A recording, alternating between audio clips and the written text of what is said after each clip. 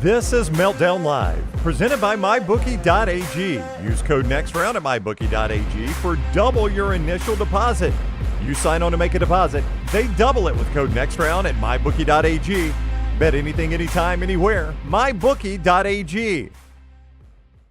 Welcome in here to Meltdown Live, and we are so thrilled that you are on board for the next hour or so of conversation as we are set to talk all things pop culture around this campfire that we call Meltdown Live in the Culver studio. I am Tim Melton, and we really appreciate you guys being active in the chat. Good to see Hunter there. Good to see Jeff. Make your appearance known there in our live chat, completely free to be able to talk to us. We appreciate our channel members as well here on the channel. Make sure you're subscribed if you haven't already. I am here to welcome in Tyler Lionel Johns to the conversation. Tyler, how you doing, my friend? I'm doing well. I got to see what I think is one of my favorite movies of the year last night. Let's get right into it, because you have been beating the drum for this movie louder than anybody I know. And there's anticipation for it out there for sure. I don't know if general audiences are as captivated so far by this movie Bring Her Back as some of the diehards, but that is to be sort of understood, that the general audience, it takes them a little while with word of mouth. Your buzz walking out of this movie has been a little contagious and intoxicating. It's made me way more interested in it, that it lived up to your potential. Sell it to me as someone who's on the fence, though, of why this one checks all the boxes. So this is what I was anxious about coming in here today, because I don't want to overhype this movie, but if I talk about it honestly, I feel like I am kind of overhyping it a bit. Oh, okay. Just because there are so many cuts in this movie. There's a lot of match cuts that look beautiful. I think sound design is fantastic in this. Sally Hawkins, who was the mom in Paddington, I believe. Yeah. She is a foster mother in this movie, and she does a fantastic job in the role. Thought it was very well shot. The imagery was all very striking, well composed, and absolutely disturbing. I walked out of the theater and had to shake myself off like a dog. I was just after I walked out, because there was just the scary darkness was just on me. I had to shake it off a little bit, Narratively, is it rewarding, exciting? There hasn't been a ton of the narrative put into the marketing. Correct. I wish they would have gone deeper into the lore. That's my one criticism of this movie. Other than that, I think they knocked it out of the park.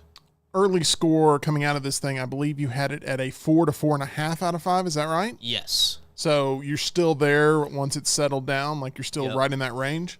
Yeah, right now it's a little closer to a 4 than a 4.5, but it could change on repeat viewings. And that's mainly due to what I said earlier about just wishing the movie had gone deeper into the lore. Weird question. Good or bad date night movie? Ooh. You know what I mean? I know uncomfortable, but sometimes, the scarier something is, the better the date is. A little bit. That's horror movies have been used for that sort of thing.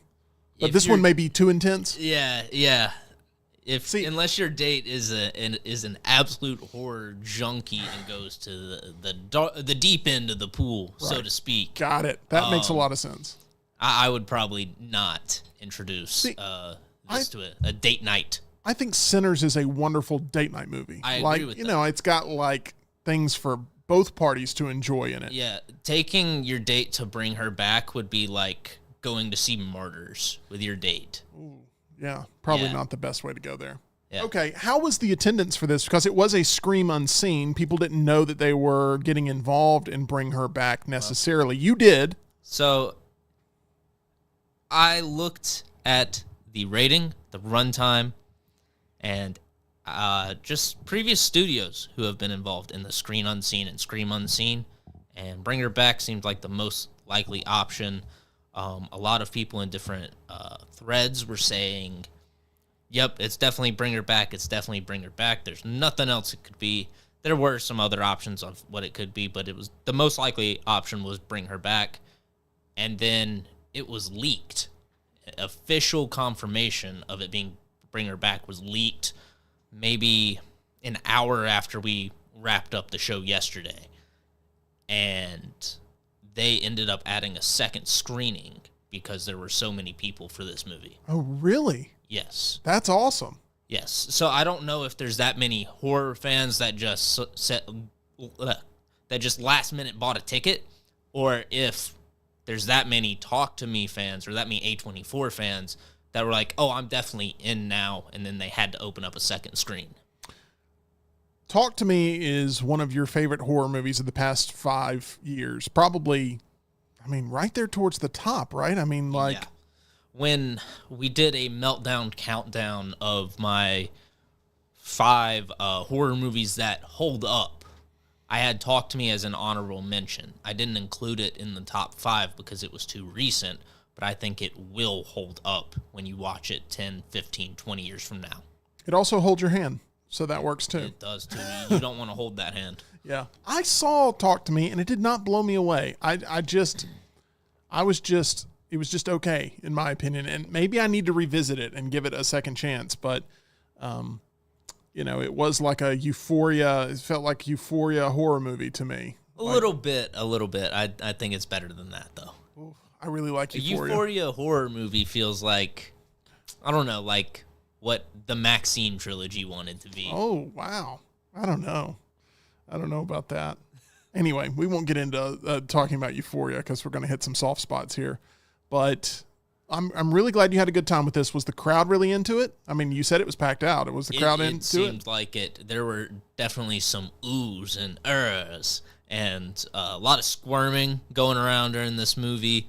And then afterwards, I heard a group of people, maybe like in the row above me, and they were going like, "Yeah, I saw Talk to Me, and now this, and these guys know how to make a horror movie." Good. And that's the main feeling I walked away with from both Talk to Me and Bring Her Back is that's what horror is about. So talk just a little bit more about the creative team behind this. Obviously, Talk to Me, it's the same visionaries from that are involved with this, but like sort of their rise to where they are now and why you're so much of a backer. So the team behind this is a team of 2 brothers, Danny and Michael Filippo from Australia. And they're YouTubers. They have a horror channel called Raka Raka. And normally YouTuber movies are just slop. Like the sloppiest slop that's ever been put in the trough known as content. And just being able to actually champion a good movie made by YouTubers is an amazing feeling when you just see all these filmmakers that tried to get into the industry traditionally and then just ended up finding a way through YouTube to have some success. And so it's just nice to see YouTubers accepted by the sort of mainstream film industry as filmmakers, and it not just being like a weird thing you can do, but a legitimate avenue for independent filmmaking. That's really well put, and it goes to show sort of the core momentum going into this movie of people really rooting for it from before they even see a single frame of the film on the big screen. But I'm glad that it lived up to the hype, because if you had to have come in here and been like, this thing's rubbish, this thing is trash, this thing is garbage, I would have seen a little bit of life leave your eyes, I feel like. Yeah. My only other complaint with the movie, and this is probably just specific to the Scream Unseen, is instead of the little animation that AMC puts together of like the envelope opening, it says, enjoy your mystery feature, they did a little video with the directors talking about the movie and thanking everybody for coming. And one of them gave a little blurb, and I really did not want them to say it. Like, as soon as he said it, I actually walked out for a few minutes. Oh, wow. Yeah, that's a big misfire. Yeah, that actually annoyed me a good bit, because much like Talk to Me, I think Bring Her Back is a movie that is best if you just go in completely blind. Just, You know you're in for this level of horror.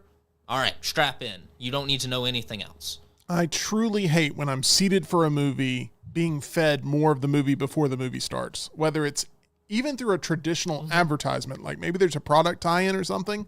Like I remember being sat for one of the James Bond movies and there was like a watch advertisement, but it like used clips that weren't in the traditional market. I'm like, I don't want to watch. Hold on. Had to let that one sit for a second. I don't want to see anything else. I'm already here. The mission was to get to this seat and watch this movie. I don't want to see another scene out of context that sort of ruins it for me. Surprised it wasn't an advertisement for Sony Vaio laptops. It may have. No, it was a watch this time around. I remember that very clearly. I will never buy that watch. Not that I can afford to, but I will never buy that watch. But anyway, but yeah, no, when it's the director themselves, you know, and I understand the sentiment of we want to really, you know, have something special for the diehard fans and all that stuff. But what's really special is maybe do that at the end credit, after the end credits or something. Like let people hang around, or don't do it at the beginning and then spoil a little something. So like it is nice that they bothered to record anything for it, because there's plenty of screen unseens and scream unseens where there's none of that. You just go straight into the movie. Yeah. But it was nice to you know, see that they, you know, want to care about their audience, but you didn't have to spoil it for me. I would have preferred to not know that last little bit until I figured it out in the movie. That would have been probably a lot better experience like, there. But with the Alien anniversary, I was going to bring that up, yeah. Yeah, like if you've never seen the first Alien movie and then you go to see the anniversary edition in theaters, there's a little, I guess, what would you call it, a featurette? Well, I would call it an extended interview that features a number of full sequences from the movie that you're about to watch.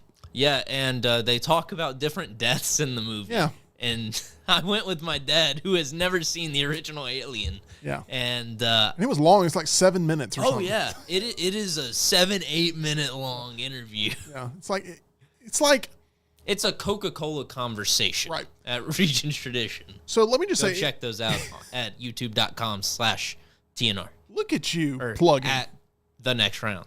That's even better. I messed it up. No, you're good. You're doing great, Tyler. But can you imagine, like, you've never seen a movie before and you have the DVD or the Blu-ray and you watch all the bonus features before you watch the movie? Like that's psychotic. Like, who does that? Mm-hmm. I want to watch the making of before I watch the movie that I've never seen before. Now, on re-releases, it's a little bit more of a gray area, but still, I'm with you. Put that at the end, and the diehards, it's the same runtime, so you can't make the argument to me that, oh, well, you know, at that point it'd be too long and they got to clean the theater. It's the same runtime. Just start the movie, play the little extra thing after that people can stick around for. That's the way to do it. Never play the extras before you sit down to watch the movie. That doesn't make any sense unless you've seen the movie 1,000 times and you just want to kind of get back in that feeling. But especially in the theater when you have no option other than to be force fed. Here's how the movie plays out, and you want to go on that. It's like riding a roller coaster. You know, you want to be able to ride it from start to finish. You don't want to just all of a sudden join a line to where you're riding the last 30 seconds because that's the fun part. It's like, no, I want to run the whole thing. I mean, I kind of like jumped off at the beginning and then jumped back on last night because I quickly sprinted out of the theater. Somebody was like, man, he really needed to go to the bathroom. Yeah, well, I decided to end up just going to the bathroom anyway. Just go ahead and knock it out. Yeah. But I was sitting in my chair, and, you know, Danny and Michael pop up, and I'm like, oh, hey, Danny and Michael, it's good to see you guys. I'm glad to be watching your movie. And then they say, oh, yeah, here's the premise for the movie that actually is a different wording of anything else. Sort of, it's just a different blurb. Than has been used in any other marketing for this movie. Party foul. And it actually is a light spoiler. Wow. Oh, man. Like, it's something you could have guessed probably, you know, midway through the first act, towards the end of the first act. But it's not something I wanted to know before even getting introduced to that world. Yeah. And if the sound systems weren't so strong, you know, normally you could do like a plug and cover, like a plug and cover sort of thing here. But anyway, if that worked, I would have done that for Steve's Lava Chicken. There you go. That's a Minecraft Tasty as reference. hell. So, bring her back. Really excited. Tyler, will it find its footing at the box office? This is going to be a little bit of a different question because right now you have Mission Impossible opening up. You have Lilo and Stitch opening up. You have Final Destination Bloodlines, which is still getting, a lot of momentum.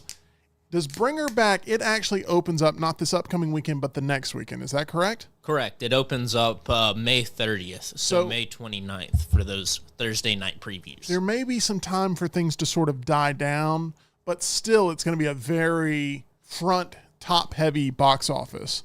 And will it be able to, find an audience that goes out to support it in droves when it comes out at the end of the month? We will see. I'm very fascinated by it in its box office report. So word of mouth so far, I've heard very positive things from Tyler. Some other people are a little divided on it. And I don't know if it has a Rotten Tomatoes score. I have no idea. 93 are on Rotten Tomatoes. 93% is pretty good. And then 73 on Metacritic. Got it. Well, I will look forward to seeing even more reactions on this and hopefully sitting down for the film myself and figuring out if it is truly as scary as it is being labeled as being. It sounds like it's going to be a pretty intense experience. So, and you plan on seeing it again? I definitely do. I will be seeing it next Thursday because I don't know what else comes out next week. Awesome. Okay, let's do this. Let's get into what we all signed up for today, which is some bits of TID. Tyler's got his TIDs on display, and we are set to take a peek at them. And, you can go with the plug and cover, or you can just, be fully exposed to the TIDs. It's totally up to you. But, Tyler, what is your first bit of TID that you are sharing with the class today? My first bit of TID I will be sharing is an update to something we talked a little bit about yesterday. Okay. Amazon Prime. Superman. Yeah. Shaking hands. It's official. The meme. Yes. Amazon and DC Studios are partnering for early Superman screenings through their Prime Premiere program. I've got the poster right here. Prime early screenings are July 7th, with that official release being July 11th. And this is exclusive to Amazon Prime subscribers. Now, it will take place 7 p.m. local time for select U.S. cities, and it will be absolutely insane. I can't believe we're getting a movie this big with this program. But if you're an Amazon Prime subscriber and you're interested in getting that early access ticket, listen up here because I got all the steps you need to follow. So you listening, Tim? I'm listening up. All right. So you're going to want to go to primepremiere.amazon 1 week before the movie comes out, or 1 week before the event, rather. Okay, so, okay. Last day of June, first day of July, get on that website. Then you're going to navigate to the reserve tickets page and select a theater near you. Then you're going to click on that button that says 7 o'clock, log in with your Amazon account, and you will select your desired number of tickets. There is a limit of 1 to 2 per Prime account. 1 to 2? That was the information I have. I assume it would be 2, but limit 1 to 2 is what I've got. Well, that it's either 1 or 2. I mean, the 1 to 2, it's not 1.5. So 1 to 2. Wow. Okay. So you basically, every Prime member is basically on their own. I assume 2 tickets. I'm going to assume that as well. Because they're thinking like family accounts, households, stuff like that. And that'll give you an ability to download a PDF of the ticket. And then I assume you can scan the PDF or print the PDF and just show up to your theater on July 7th. Excuse me. You're good? July 11th is when it comes out at a normal time. You'll still be able to watch it on July 11th. It just won't be early. This has been slightly... Everybody listen up. This is the most important, crucial information. I'm going to give you a range of numbers. You figure it out. No, I'm just kidding. Man, cut the wire. Which wire? The official instructions were that it is a limit of 1 to 2 tickets per person. I don't know what that means. You either get 1 or 2. Okay.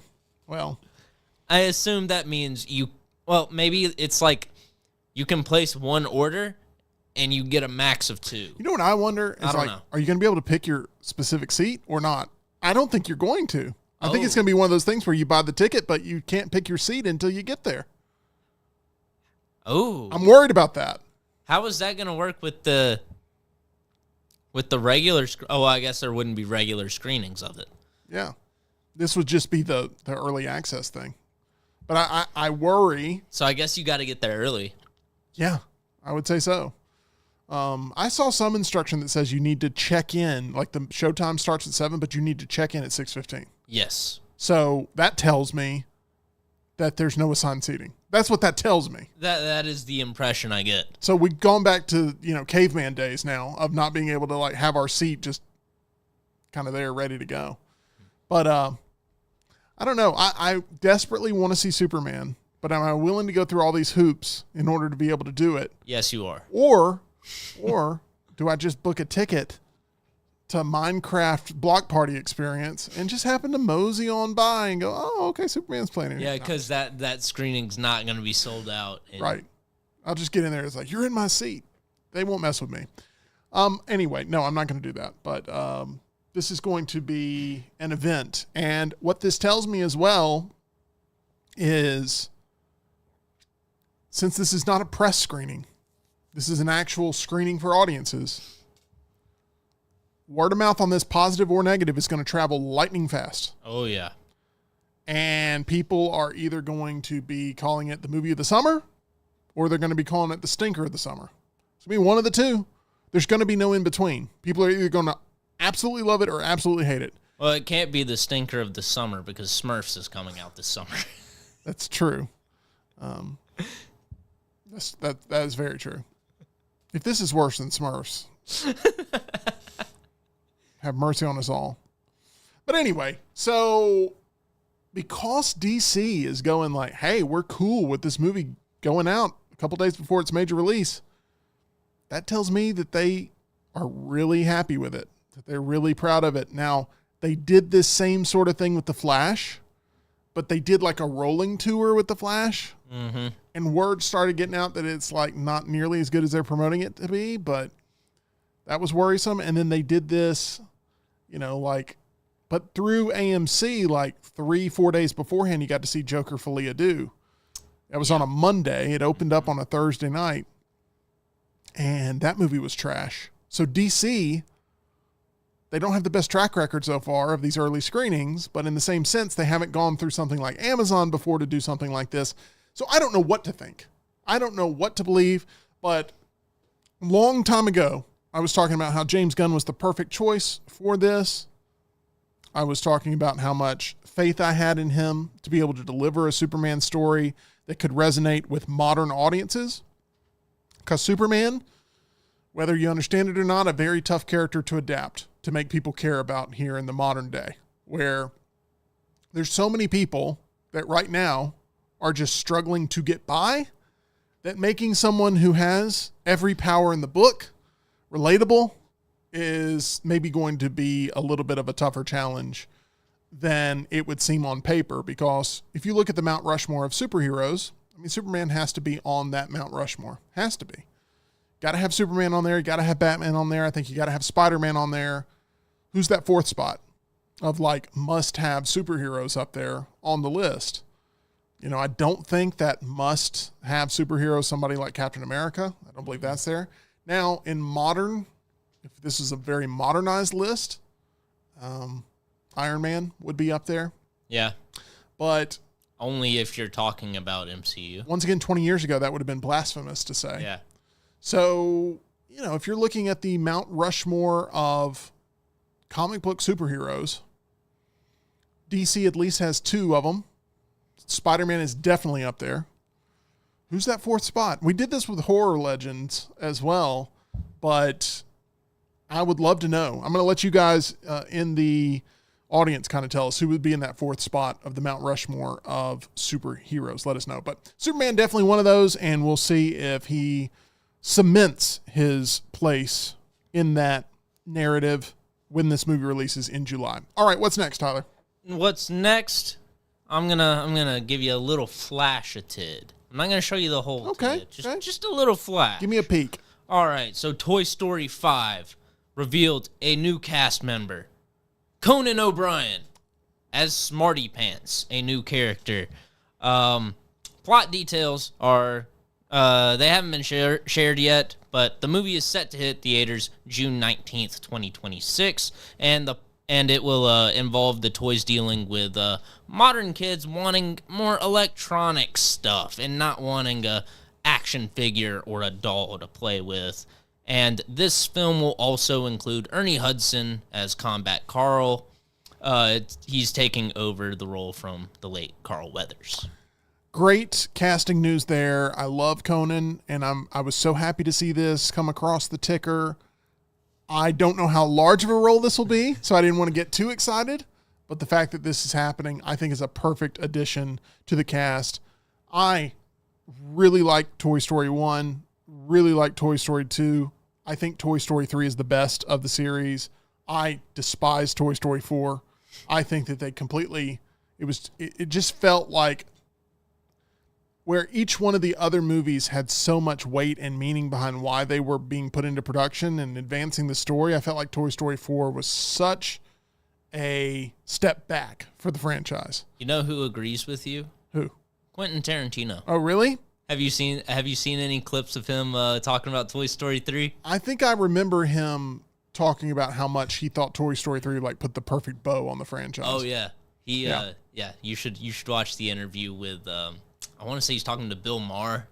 Okay. Who's very dismissive of Tarantino's love for Toy Story. It's a great little bit. I love when Tarantino gives film criticism. I mean, I could listen to it all day long on like a podcast. Yeah. Like, just don't make me a mixtape if They've my got wife one is listening. On Patreon. Unfortunately, it's not on YouTube. Oh, really? It's just like a mixtape of different criticisms and stuff? Well, they go over a different movie every week yeah. or every episode or whatever. It's him and Roger Avery. Well, I agree with Quentin Tarantino on this. Toy Story 4 was, I thought it at the time when I was watching the movie. I was like, this is the first Toy Story where I'm like, why does this exist? This feels like a Disney Plus special. And I don't even think Disney Plus was out at the time, or maybe it was very early on. But so Toy Story 5, I'm hoping they can right the ship on making it matter again. But I love the Conan announcement, and that's good stuff. Let's move on.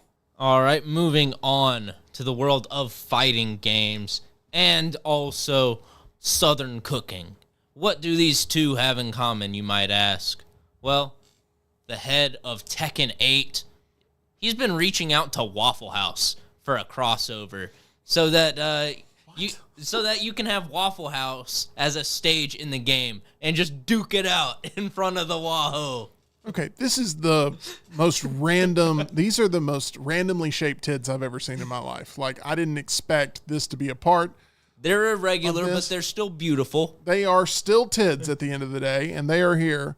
But what in the world? I couldn't have predicted in a million years. Fans have been clamoring for this. Oh. They want a Tekken stage set at the Waffle House, so that way you can, throw somebody onto the griddle, perhaps, through the Touch Tunes jukebox, maybe, or just duke it out in the parking lot like some civilized men.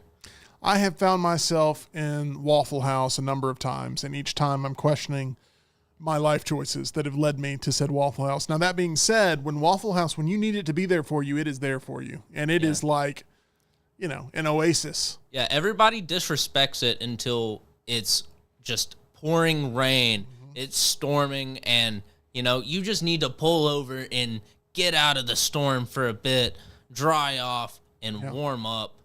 Waffle House is there for you. I keep my standards very low at the Waffle House and tend to have a wonderful time as long as I go in and keep my standards low. Absolutely. Like, the cook back there is holding a baby right now. I'm fine with that. It's okay. I'm sure it's going to be very good. Well, see, that's the problem. Your cook's not smoking Newports when you walk in. That is correct. They still have the jukebox at the Waffle House. Is that correct? Yeah, I think at the one closest to here, they still have the Touch Tunes. I've never seen anyone interact with it. I feel like that has to be in the Tekken arena. The jukebox has to be in there. Absolutely. And the Tekken game director, Katsuhiro Harada, was responding to fans that are still eagerly asking for a Waffle House stage. And he says he fully understands the fans' requests and that he's been reaching out to Waffle House and hasn't gotten a response, which is weirder than them saying no, because he's the director of one of the biggest fighting game franchises in the world, and he thinks that's why there hasn't been a response. There's a reporter after every major wrestling event. They do like post press conferences, which, you could talk about the validity of whether or not you need those in pro wrestling. But anyway, his first question is always, what is your go-to Waffle House order? And it's just like, dude, come up with a different shtick. But he asked that every time. So it's made me a little bit resentful of Waffle House because of that. I mean, that is a valid question to ask somebody, but if that's like a recurring it's a bit bit. you do, it's a bit. Yeah, cut that out. Real quick, I asked the question of who should be on the Mount Rushmore of superheroes, and I said Batman needs to be on there, Superman needs to be on there, Spider-Man needs to be on there. Who's your fourth? Getting a little bit of pushback here, as Hunter agrees that those three need to join Captain America, but Smuff has made it very clear that Wolverine and Iron Man are actually on there, and Superman gets the bump. And if you're talking modern, Superman isn't on there. I don't disagree. I don't disagree either. That's the thing. I don't disagree either. I'm trying to play it both ways, where we get a little bit of both. We get a little bit of classic, a little bit of modern. And I'm not sure you can play it that way. Ush writes in on the private text line saying Hulk needs to be on the list. I disagree with that wholeheartedly. They can't even make him his own movie, and She-Hulk was an abomination, literally. Well, wasn't Thor Ragnarok supposed to be like the Planet Hulk Planet Hulk movie that was planned? Yeah, I think so. But for some reason, they can't make standalone Hulk movies. I don't know if that's contractual. I think I heard something about it being a contractual thing where they can't make standalone Hulk movies. But weird. Yeah, it's strange. Like he has to be a featured character and maybe not the main character anymore or something like that. I don't know. But every time they've tried to launch a Hulk movie, it's kind of gone poorly. If Hulk is a supporting character, it works out really well. So I'm not sure you can put Hulk on the Mount Rushmore, but, maybe he's talking about Hulk Hogan. All right, let's move on and get that next bit of tid. Alrighty. So, NBC Universal. One second. Let me pull up the picture for this very quickly. Yeah, you're good. Universal has revealed the poster and the name of the upcoming Mario movie. So they were doing a press event, and they, all right, you know what? I'm going to go without the poster today. Okay. I can't find it, but it's okay. They announced a future slate of movies, and they were showing what was going to be coming to Peacock. And they listed out Megan 2.0, How to Train Your Dragon, Bad Guys 2, and then there were a couple that were left in there by mistake, it seems.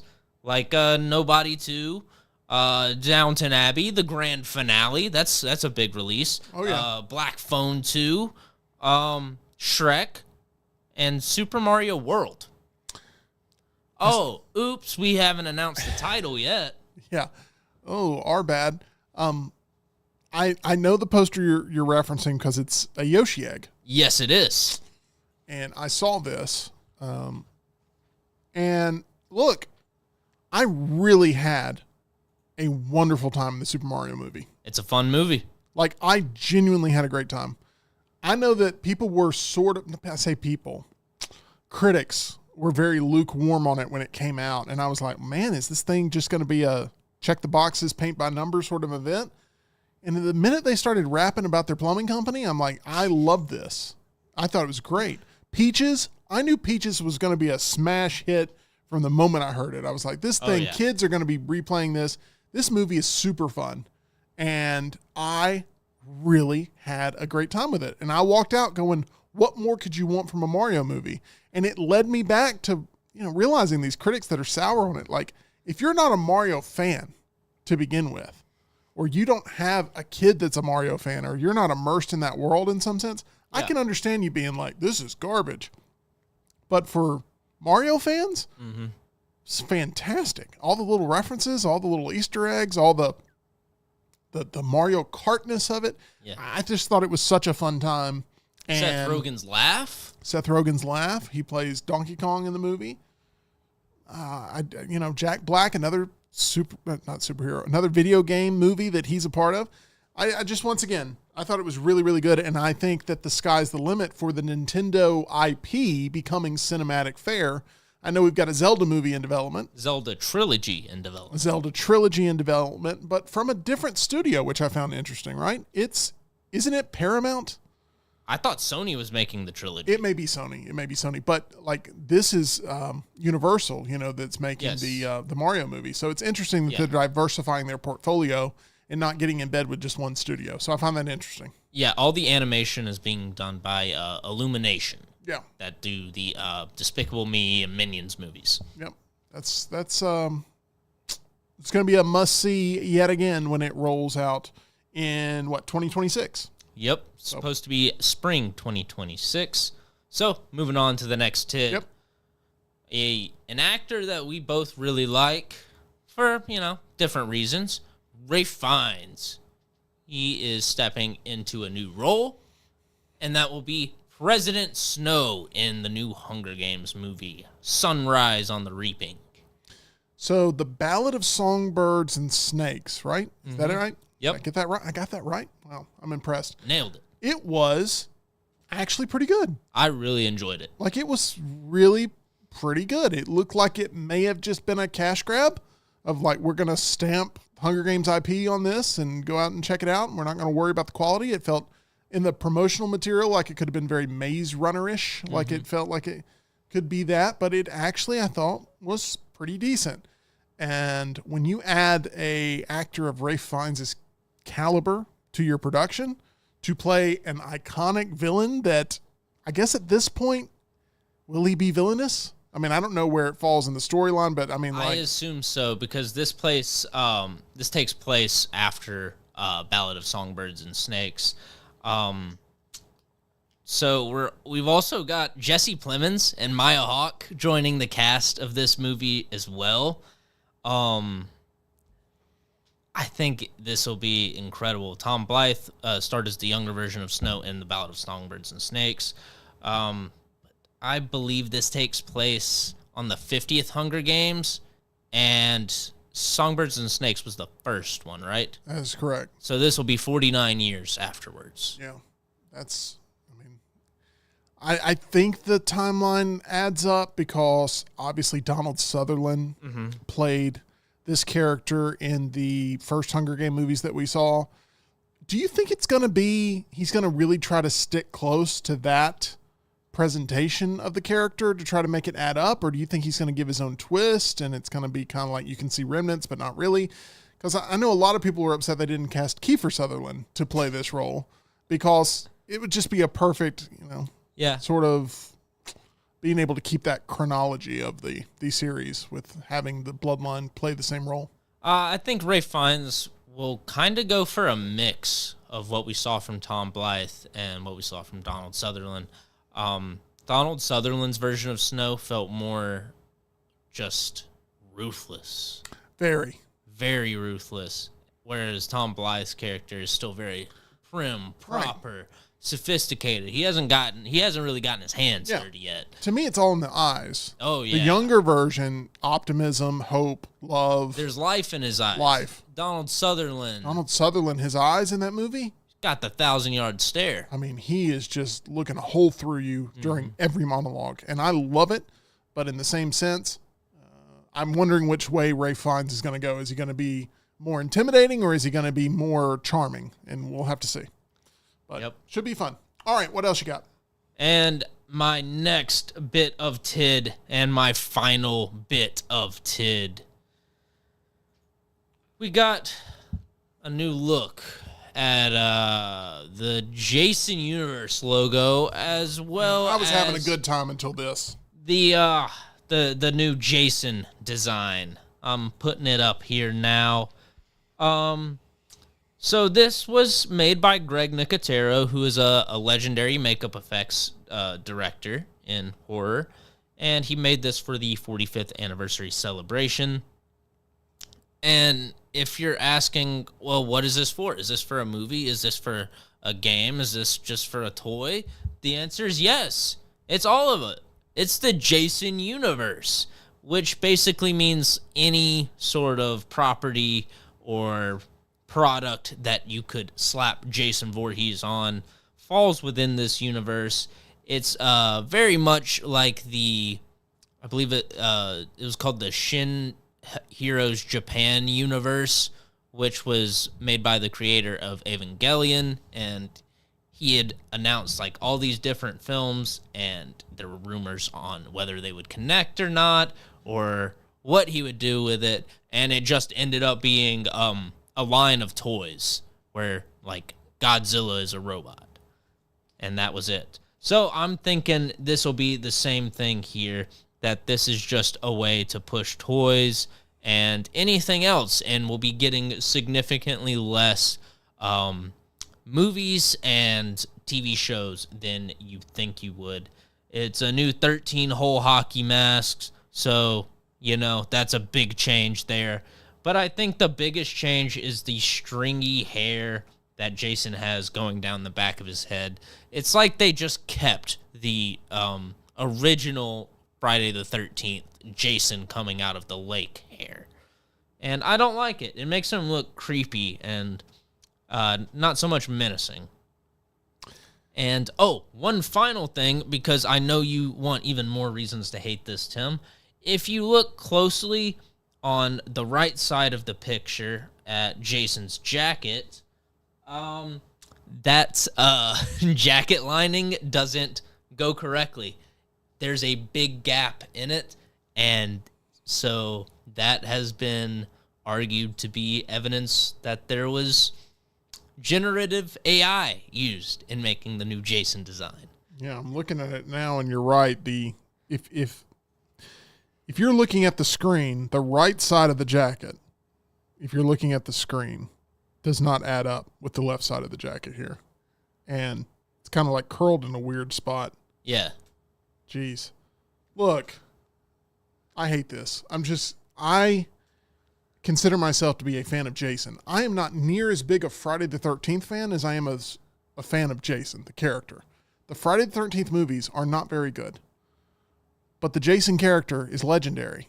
And this really looks like Wish Jason to me. This looks like a cheap version of Jason. Now, the designer that you said that they brought in, I've seen some conflicting reports about whether or not this was all him. Oh, really? Yeah. Okay. I think that they may have brought him in and kind of like let him put his name on it, but I'm not sure. He's a creative consultant. I'm not sure how much of this was purely him. I mean, that definitely looks like AI on the jacket, right? It does, but I mean, I can't obviously clarify that here with the naked eye. I'm sure there's somebody out there who's run some program to be able to tell exactly if it is, but it definitely does not look like it adds up.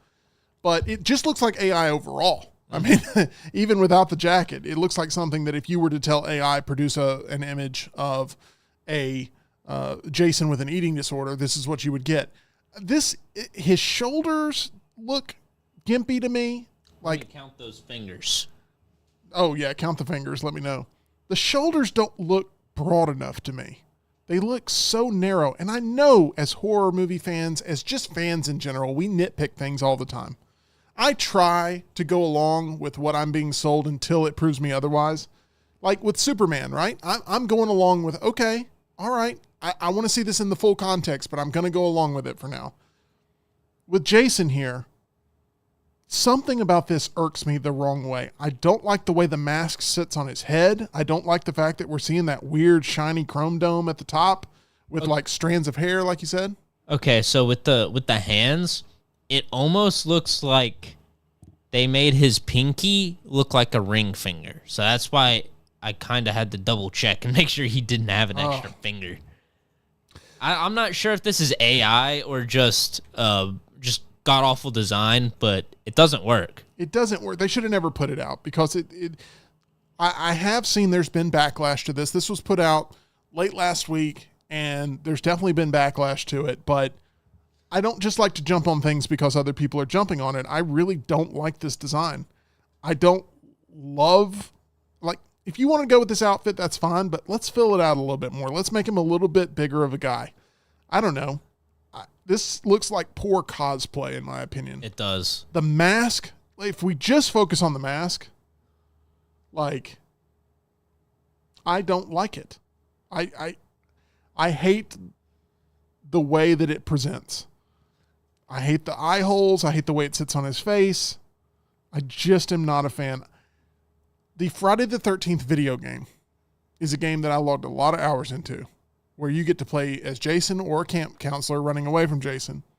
And eventually that game got nuked and shut down because of all the rights disputes. If you've been a Friday the 13th / Jason fan, it's been really tough watching all the rights disputes kill off the chance for more content.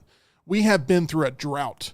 And that Friday the 13th game, where Gun Studios, I believe, produced it, where they ended up getting the rights for a split second to Jason and being able to make a game that people really cared about, and like kind of brought it back from the dead, and it was really popular and successful, and so many people watched it on these streams, and you know, it like became a little bit of a viral moment. I thought if anything could push us towards having a resolution to where we could get back to more Jason content on the big screen, it would be that. And there's a lot of Jason fans out there that want to see their boy treated better than this. This is very much, they massacred my boy. Look at what they did to him. I mean, this is torturous in my opinion. And I even want the machete to be a little bit longer, to be honest. I don't even like the machete in this. Make the machete just a hair longer. But anyway, I hate this. What is our chat saying anything about whether or not they are a fan of this design? Or, I mean, I'm sure there are some people out there who love this, I'm sure, somewhere. Jason Collier says, looks like 2009 Jason. Hockey mask is crap. Nate, we need to do a countdown of top Jason looks. This would not be in the top 5, I will tell you that. Spoiler alert. Jeff wants to bring back Pillowcase Jason. Oh my gosh. Yeah. Smuff says AI or absolute crap editing. It's not good. Jason says the eye holes are too big in the mask. Why does Jason have a horseshoe? Hunter says it's cheeks. Yeah. It's not good sample size. He needs here. to look bigger. He needs to look bigger. I agree with you, Hunter, on that. He just comes across as more frail, more weak than what we're used to with Jason. Now, I don't want them taking the approach that they took with Michael Myers in 2007's Halloween, where they make him into a super giant freak.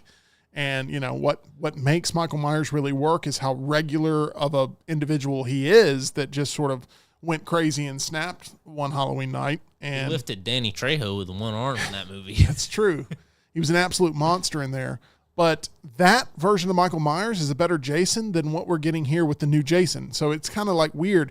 Michael Myers grew up to be a giant there in the Rob Zombie version, and Jason has somehow gone back to kid version with this. So I hate this, and Jeff says your tattoo is more menacing. I agree, Tyler, your tattoo. Which, by the way, have you told the story? You have a Jason tattoo. Oh, yeah, I do. It's on my knee.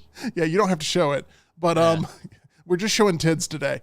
But if have you ever told the story of getting that tattoo publicly? I don't think I've told it on the Meltdown, but I've told it on TNR. Are you willing to tell it again? Yeah, sure. So if you are not someone who is a frequent tattooer, I guess tattooee would be the... I think we call them Tatooines, but yes. Yeah, sure. Sometimes on Friday the 13th, whatever month it falls on, or on Halloween, shops will run these specials, like a $31 flash, you know, and they'll put up a sheet of tattoos you can get that are pre-made designs, and they slap it on you. You pay $30, and you got yourself a tattoo. They had not run one of these events, like anywhere in Alabama, for a few years because of COVID. You know, just everything was locked up. Most places were just like only one client in the shop at a time sort of thing. So I saw the post that this shop near me was doing it. I was like, all right, let's go. And then I went there, looked at the different designs I could get, and I was between Jason and I think Leatherface. They had all the different like slasher villains. This place's big four would be Jason, Freddy, Michael, or actually no, Jason, Freddy, Ghostface, and Leatherface. Okay, well they're wrong. But anyway. Well, those were the four you could choose from. And I had thought about going Leatherface or Ghostface, but I didn't think the Leatherface one would look all that great. Probably look better as you age, to be honest. Yeah, more wrinkly. Yeah. And I didn't want to do Ghostface because I've already got a tattoo of it's like a Grim Reaper tattoo. Oh, it's okay. from Billy and Mandy, a little Cartoon Network show. Me and my friend got a matching ones back in the day. I did not know that. Yes, Jeff, I did coupon the tat, essentially. I would recommend not doing that. Take months, years even, to figure out what you really want, and then pay more than $30 for it. You know, that's the only tattoo I actually regret getting. And even though this one, like if I were to work some other job, I would have to cover this up, and I would have to wear long sleeves every single day. Yeah. Just because it goes from my wrist to my elbow. There's no other way around it. I don't regret that one at all. But this little itty bitty guy on my knee, I wish I could take a laser to. Well, I appreciate you being vulnerable enough to share the story here. I think we've all made decisions in our past that we regret. I have a lower back butterfly tattoo that was not on a flash sale. I actually paid full price for. I'm kidding, Tyler. I'm sorry. I can't keep this bit going any further. I don't have any lower back butterfly tattoo, but if I did, I would also have regret, and we could share that together. But unfortunately, I don't have a story like that, so I'm sorry. But that's they've massacred Jason so much now that it's actually devalued your tattoo even further. Like that's what they've done. I agree. So Jason Universe, so let me just make sure I got this right, and then we'll move on. But I'm really upset about this. Mm-hmm. They've announced like this is what Jason will be like moving forward in all mediums, but we're not here to announce any sort of projects that actually include Jason in any regard. No, and any ones that are actually we know are in development is the prequel series for Peacock. That one has cast Linda Cardellini as Pamela Voorhees. I'm looking forward to it, but yeah, it'll be fun, but it's not gonna have adult killer Jason in it because it shouldn't. It shouldn't. That would be against the timeline. But I don't know. But maybe, who knows? Maybe she's running the camp and like there's a bunch of bad kids that go to the camp and like Jason takes care of them on her command or something, and like she never got killed. And I don't know what angle they're going to go with it, but Friday the 13th fans right now are not happy, and rightfully so. I actually am part of the fandom that's very upset. So I hope they fix this. I hope they hear the backlash. I hope they make a couple of revisions. I hope they make a couple of edits. They did it with your boy Sonic. They did. That's like a prime example of them fixing something. They haven't done anything to Shrek. They haven't done anything to Shrek yet, and I don't think they're going to, unfortunately. No. But Jason, they can still fix. It's a very simple fix. Bulk him up a little bit more, size him up a little bit more, and make him look a little bit more menacing than what we're getting here. This is the easiest redesign to do. Yeah. Not based on actually coming up with the art, but based on it doesn't affect anything, redesigning it. Yeah. There's nothing he's going to be in. There's nothing in production right now. Few years at least. Yeah, fix it. Like the Sonic team had to scrap old footage and then rebuild the assets to fix that movie, and they did. But There's nothing to fix with this. It's just fix the design, and then you're good going forward. Yeah, I'm hoping that they do that. I mean, we're talking about it. Maybe there's some reverse psychology of like, hey, we'll put out a not completed done version so that way people will mock up their own, and it's free research and development of figuring out exactly what people want, and then we'll give them that version, and we'll be looked at as heroes, and they'll champion us forever. I'm hoping that's actually the case, that they had the sinister thought of we'll put out a half-cooked version of Jason, so that way everybody goes out there and they make their own fan edits, which people have already done, by the way, and they're much better. Of course they are. And then we'll just steal those without having to pay anybody for the design, and it'll work perfect. That's my hope, is it's some sinister corporate plan, but we don't get this schlocky corporate watered-down version of Jason that they're spoon-feeding us, because I would rather go drown in Camp Crystal Lake than watch this guy terrorize people on screen for 2 hours. So that's my personal opinion. We'd love to hear yours. Maybe we're being overreactive, but this ain't my Jason. I'm sorry. This is crap, is what this is. And I refuse to acknowledge it as anything else other than crap. Let's continue on, Tyler. Do we have more TIDs? No, that was my last TID to show off. Okay. If I had known that was the last TID I was seeing today, I would have maybe looked a little bit longer. But you know what? It's all good. We got to see TIDs, and that's where we'll go today. Hey, one place where they asked me to please put my shirt back on, that is over at Alabama Dental Associates. They're like, sir, you can go ahead.